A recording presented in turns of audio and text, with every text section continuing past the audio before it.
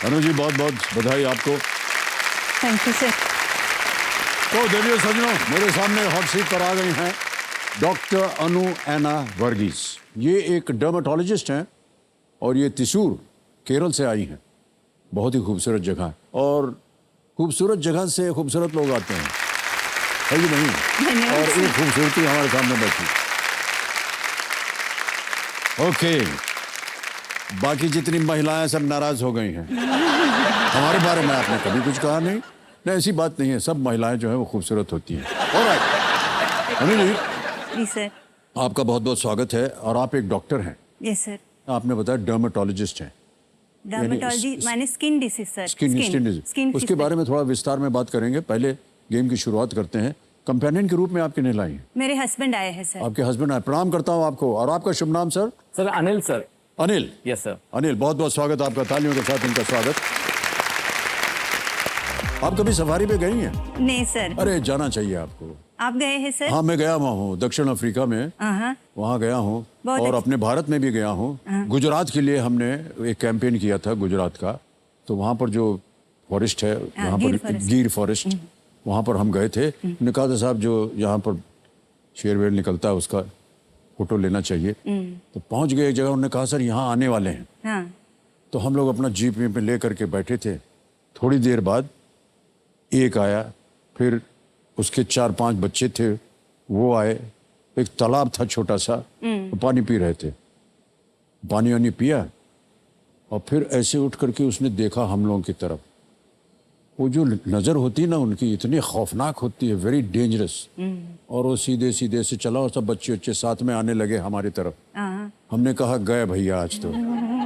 पर आप गाड़ी के अंदर थे और ना सर? वो ना गाड़ी के अंदर थे, पर वो देख रहा था ऐसे।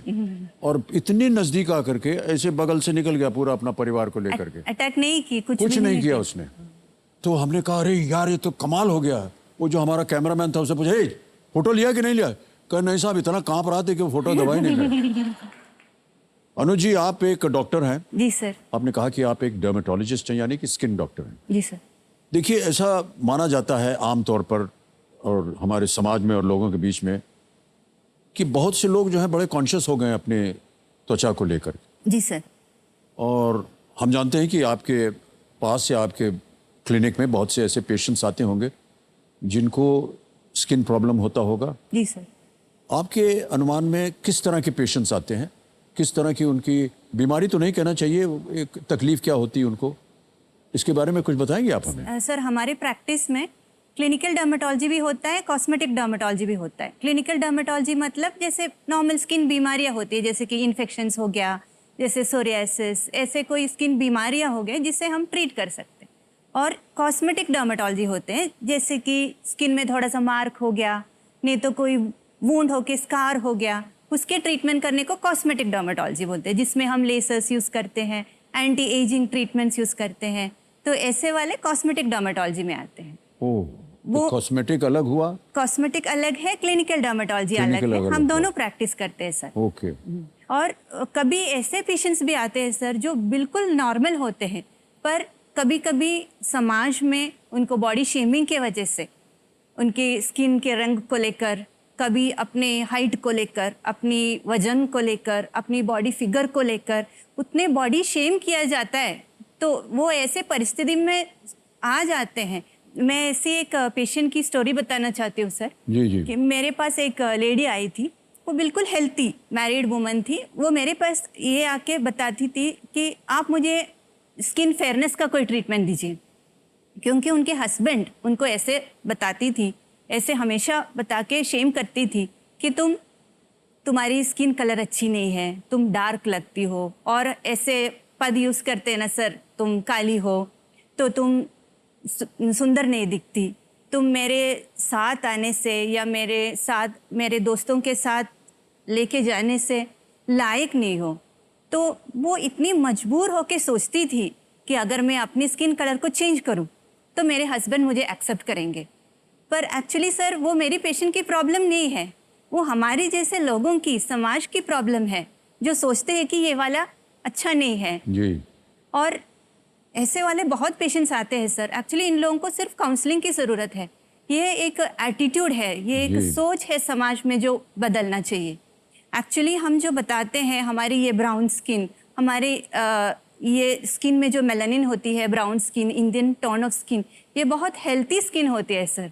एक्चुअली ये जो मेलानिन है ये हमें प्रोटेक्ट करने की काम करते हैं। हमें स्किन कैंसर होने की चांसेस बहुत बहुत कम है, क्योंकि मेलानिन हमें प्रोटेक्ट करने के लिए हमारी स्किन में मेलानिन है। एक्चुअली हमें खुश रहना चाहिए, हमें अच्छे लगना चाहिए कि हमारी स्किन ऐसी है, पर हम तो उल्टा सोचते हैं सर। एक जो नौजवान पीढ़ी होती है ना, उनके सामने एक स्किन की पीड़ा हमेशा आती रहती है, और जो एडोलेसेंस में जा रहे होते हैं, और वो है पिंपल। जी सर। क्या करना चाहिए कि पिंपल से हम लोग बचें, या उसका कैसे इलाज हो? एक्चुअली पिंपल्स ना सर वो एक नॉर्मल चीज़ होता है जो हमारे ग्रोथ के हिसाब से आ जाते हैं। मतलब हम पहले छोटे बच्चे थे, हम अब बड़े हो गए। कैसे बड़े हो गए? हमारे हार्मोन्स की वजह से। जो हमारे बॉडी में हार्मोनल चेंजेस होता है उससे हम बड़े हो गए, है ना। तो वो हार्मोनल चेंजेस के साथ कुछ हमारे स्किन में भी चेंजेस आते हैं। जैसे हमारे स्किन पे ऑयल ग्लैंड्स होते हैं, वो हार्मोन्स के इन्फ्लुएंस से थोड़ा ऑयल ज़्यादा सिक्रीट करते हैं, तो वो ऑयल में थोड़े से बैक्टीरिया आ जाते हैं, तो पिंपल्स आ जाते हैं। बस ये कोई बड़ी वाली बीमारी या ऐसे वाली प्रॉब्लम नहीं है, और इसे हम ट्रीट कर सकते हैं। ये एक छोटी सी प्रॉब्लम है सर, एक्चुअली इसका ग्रोथ के साथ संबंधित है। हाँ, ये हार्मोन्स की वजह से होता है और अपने नॉर्मल ग्रोथ में लेकिन अनु जी, हमने देखा है कि ग्रोथ के बाद भी पिंपल आता रहता है। वो कुछ लोगों को होता है कुछ सर। गड़बड़ है ग्रोथ में? नहीं ऐसे पूछ रहे हैं। कई बार आ जाते हैं, बड़े बड़ों में देखते हैं हम। जी सर, कुछ लोगों को होता है एक्चुअली। ऐसा हो जाता है, तो वो भी नॉर्मल है? वो नॉर्मल है सर, कि उनका अभी और ग्रोथ का समय है? नहीं सर, वो हमारे ऑयल जो सिक्रीशन हमारे फेस पे होते हैं ना, उसके कॉन्स्टिट्यूएंट्स के हिसाब से होता है। दैट विल, वो बैक्टीरिया को अट्रैक्ट करते हैं। सर आपको टीनेज में हुआ था सर? हमारी ग्रोथ हो चुकी है देवी जी, अब और बढ़ने की गुंजाइश नहीं है हमारी।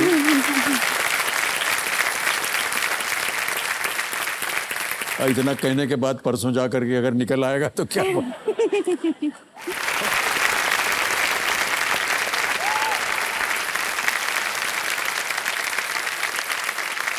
देवेंद्र सज्जनों, मेरे सामने हॉट सीट पर बैठ गए अनिल माथुर जी। ये कानपुर उत्तर प्रदेश से हैं।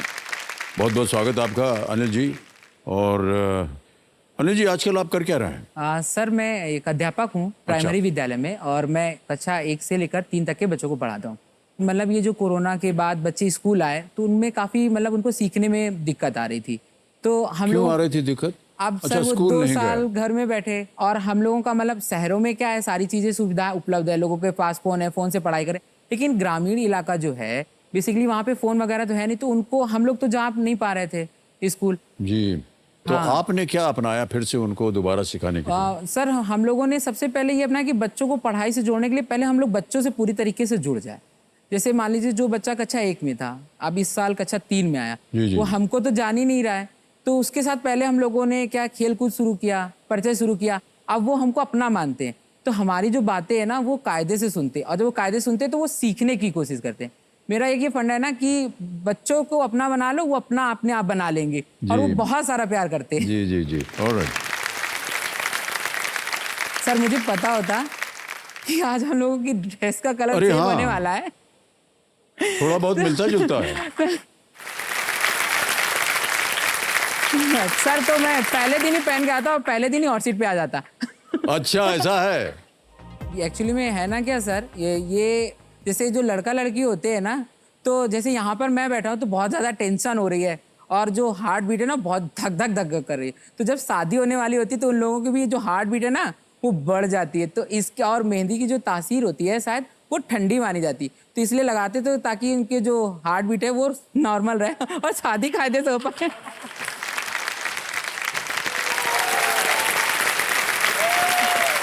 क्या बोल रहा है? ठीक है।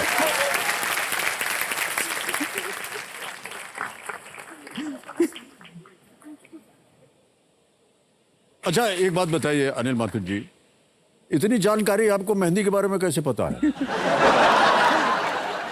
एक्चुअली में क्या है ना सर, मेरी मम्मी को मेहंदी लगाना नहीं आता था, तो वो जो मतलब ये हिना है लगाना नहीं आता। हाँ, अच्छा। तो वो पेस्ट बना लेती थी और क्या नाम बोलते, पेस्ट बना करके केवल गोला बना लेती थी और उंगली बढ़। और मैं जब देखता था कि जो बाकी महिलाएं हैं बढ़िया से डिजाइन लगाए, तो मम्मी से कहता था कि तुम बढ़िया ये फूल पत्ती हाथी मोर क्यों नहीं बनाती, तो कह मुझे लगाने ही नहीं आता है।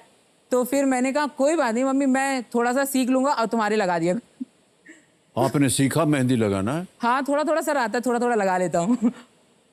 और शादी ब्याह में भी आप जाते हैं? नहीं नहीं सर, वो नहीं करता हूँ, केवल मम्मी के लिए सीखा।